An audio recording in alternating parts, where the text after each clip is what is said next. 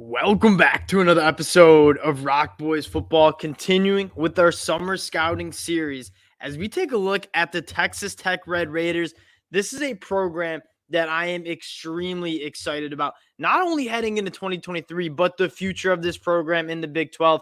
Obviously, Oklahoma and Texas departing. I think Texas Tech is kind of primed to take advantage of this, especially in the state of Texas. They bring in Jerry McGuire to recruit the state of Texas. You already see Texas Tech trending up on the recruiting trail. After Texas and Oklahoma are gone to the SEC, I think Texas Tech can really start to dominate the state of Texas in terms of bringing in top talent. We're going to get into this 2023 season, what we expect from Texas Tech. Now, before we do, just want to say thank you to you guys. The support during these summer scouting episodes has been absolutely awesome. I learned so much from you guys just chopping it up about ball in the comment section. So if you do enjoy the content, let me know in the comment section what you guys think, maybe the record for Texas Tech, some players that I might be sleeping on. And then if you do enjoy the content, you want to support the fellas, consider subscribing to the channel. Again, can't thank you guys enough for all the support you guys have shown. And without further ado, let's get into this Texas Tech team. And we're going to start on the offensive side of the ball where this team can be extreme. They were very good in 2022. I think year two under Zach Kittley, you're going to see potentially a dominant offense in 2023. First things first, I want to start with the quarterback position. I'm personally a Tyler Shuck guy. I mean, 8-1 as a starter. When you watch him, he looks very in command of the offense. I get the hype about Morton, and quite frankly, either one, whoever wins the job, I think is going to do a good job. The big thing, got to limit the turnovers. I mean, this was a team that you look 34.2 points per game. That's top 25 in the country. And they were turning the ball over twice a game. Like that is hard to win football games consistently, turning the ball over that much. And they were 8-5.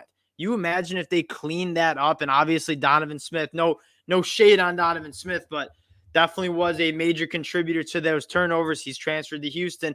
If Tyler Shuck stays healthy, I really do think this offense will be very, very good in 2023. And again, regardless of who wins this quarterback spot, I think the story of this offense is the playmakers around the quarterback. And you take a look at the wide receiver room. Jerron Bradley, I really big-bodied dude, can work the boundary.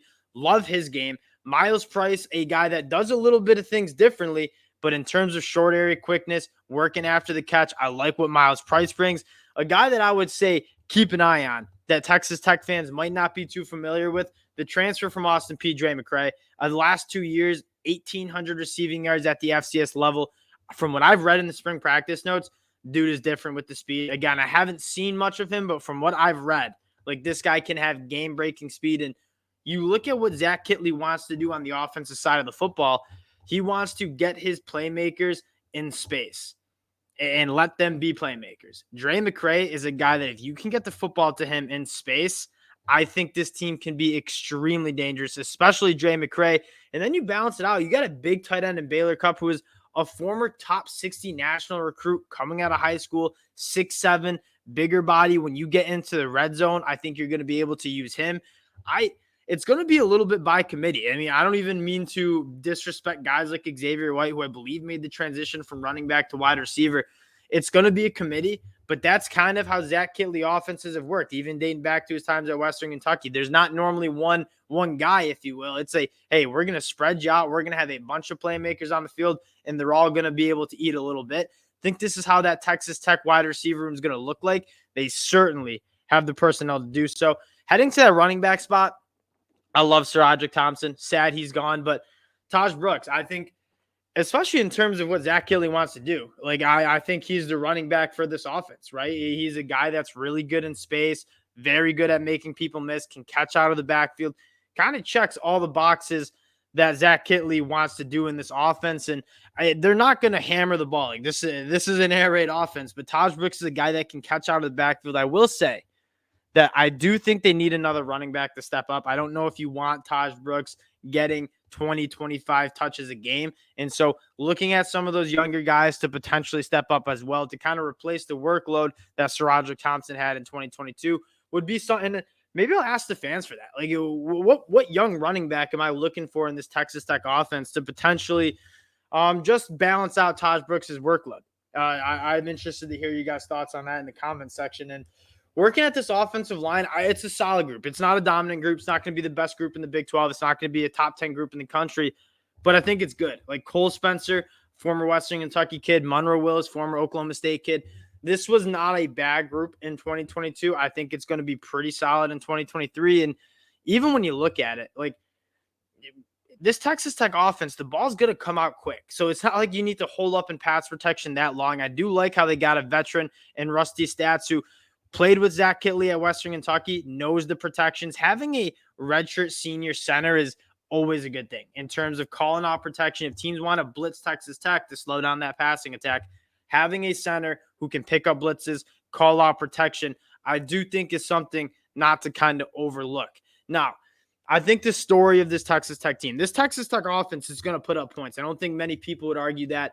If this Texas Tech team can go from a solid 8-5 team that makes some games fun to potentially a dark horse to win the Big 12 that I think a lot of people see this Texas Tech team as being capable of, they're going to need to play a little bit better on the defense side of the ball. And I think the numbers on defense were a little jacked up because of all the turnovers and because Texas Tech plays fast.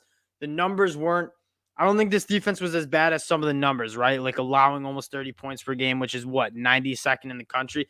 I don't think this group is that bad, but you do lose some big-time production, right? Starting with Tyree Wilson, who was a top 10 pick. Merriweather. There's another linebacker that I really liked when I dug into the film. Eldridge. He's another guy that I noted. Those guys they're going to be missed. Don't get me wrong. That being said, from what I've read about what Texas Tech coaches think about this defense, and from what I've gathered, it does seem like a group that's pretty damn complete outside of maybe that linebacker spot that we'll talk about in a little bit. In terms of replacing Tyree Wilson in that pass rush, I feel pretty good about it. I mean, Jalen Hutchins and Tony Bradford Jr., I feel like have they been there for like 7 years at Texas Tech? I mean, I feel like they've played a lot of football for Texas Tech, two really trustworthy guys in the middle of that defensive line. Keep an eye on Stevie Linton from Syracuse. I mean, really good length. He's explosive off the ball. Having been from Rochester, like I know a little bit about this Syracuse team. Stevie Linton is certainly a guy to keep an eye on. And then on the other side, Miles Cole, who I've heard some Tyree Wilson comps, which I think is probably a little extreme, but he's a guy that's big-bodied, 6'6". I think he goes around 280. I think this pass rush is going to be pretty solid. But again, if you ask me who's going to be the leader of sacks for this Texas Tech team, keep an eye on my boy Stevie Linton. Now, the one question mark you have for this team is that off-ball linebacker role, right? I like Josiah Pierre. I think when he played, I thought he played at a high level. The other one, Jacob Rodriguez, haven't seen much. And it's not even like you don't think they're going to be good. From what I've read, the staff likes Jacob Rodriguez. It's just you haven't really seen much. It's more of a question than it is it's bad. It is a bad position. So need someone to step up there. But I do think Josiah Pierre is a guy that's played a lot of football. I think he'll be able to hold it down.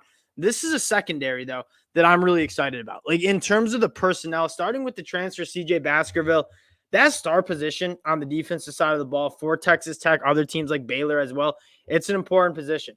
They ask you to cover tight ends. They ask you to cover wide receivers in the slot. They ask you to blitz. They ask you to step up in the run game and tackle.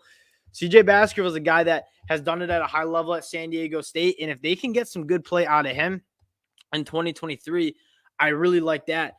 The two guys I'm most excited for are the cornerbacks, though. Rashad Williams and Malik Dunlap both go 6'3", really, really good length. You look at what you want from high caliber cornerbacks in terms of physical tools, like that's what you want. You want length and you want the ability to run. Both those guys have that. Now you got to put it together. And I think if they can put it together, you're looking at a really good cornerback duo that's going to be imperative for them to win games. You look at teams that you're going to have to beat. TCU, you're going to have to beat Texas on the road. You don't play Oklahoma. We'll get to that. You're going to need cornerbacks who are going to be able to cover elite wide receivers. If those guys can step up, I think this Texas Tech defense can take some serious strides in 2023. And then the cornerback or the safety position, Taylor Demerson, 3 interceptions, one of the better safeties in the Big 12. Like you look top to bottom on this roster, there's not that many question marks, and there's a lot of things to be excited about. Now, do I think they have the talent yet for me to pick them to beat Texas or beat Oklahoma out for a Big 12 championship?